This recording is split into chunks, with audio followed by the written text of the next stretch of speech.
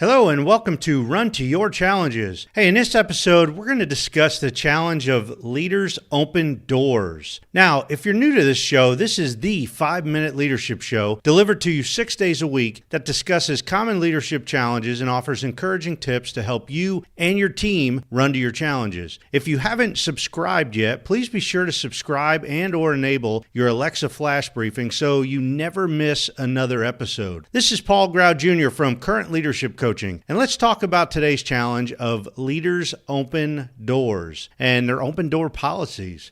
Now, this is a topic that kind of makes me laugh because the mere fact that leaders have to say they have an open door policy kind of puts them up on a pedestal a bit. I mean, come on, sure, leaders are busy, but so is everyone else in the organization, right? Do non-leaders need to have an open door policy for leaders or other workers to approach them as well? And to interrupt them while they're in the middle of their work? That's just a gee whiz thought for you to think about. You know, who actually needs an open door policy? Now, many leaders claim to have an actual open door policy where their people can come to them at any given time and talk about any given topic. However, I'm not so sure that's really the case. Can anyone just walk up and start talking about any topic? Does a leader actually stop what they are working on to talk to everyone? Does a leader really focus solely on the person who's knocking on their door and wanting to talk to them?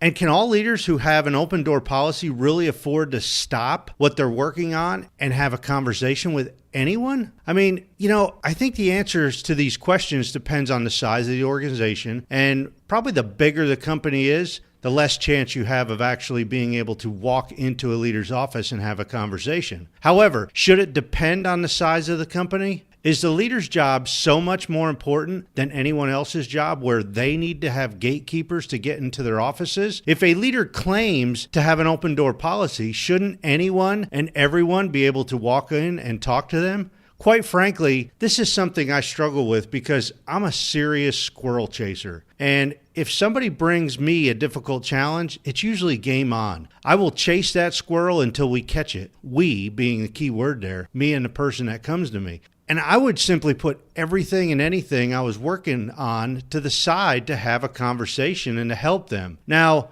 I'm not exactly sure if this was effective or ineffective. I guess it was probably both, depending on what I was working on when I was interrupted. I read a book several years ago called The 1 Minute Manager Meets the Monkey. And that's a great book because it basically addresses when people come into your office and basically give you their problem and you take on their monkey, and now their monkey is on your back. Well, that's a great book. If you get time, you might want to read that.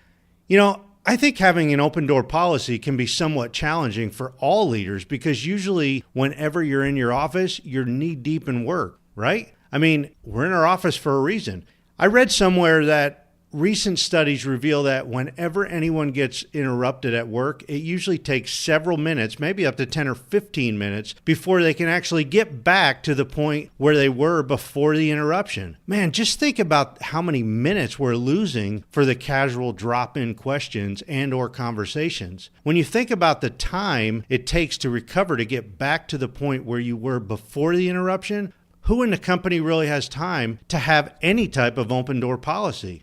However, I think it's critically important for us as leaders to understand the most important thing there is in the organization is actually the person right in front of you, and especially the ones who really need to talk to us, or at least they're the most important thing most of the time. I look at it this way. If a team member has stopped working to try to talk to his or her leader, it's probably important, and the leader needs to stop and talk if they aren't working on something urgent. The leader needs to at least schedule a time as soon as possible to talk to the team member. If one of your team members has an urgent issue to talk to you about, they take center stage, and you need to give them your attention. Now, granted, there will be times when you're working hard to meet a deadline, and often you can ask them if it's urgent or if it's something that can wait. So I guess the point of today's challenge is to really give your open door policy some thought. Should the leaders be the only ones with open door policies, or should each team member be the ones who actually say they have time for interruptions? I think it's a fine line, but everyone is important to the success of the organization, and therefore everyone's time is important.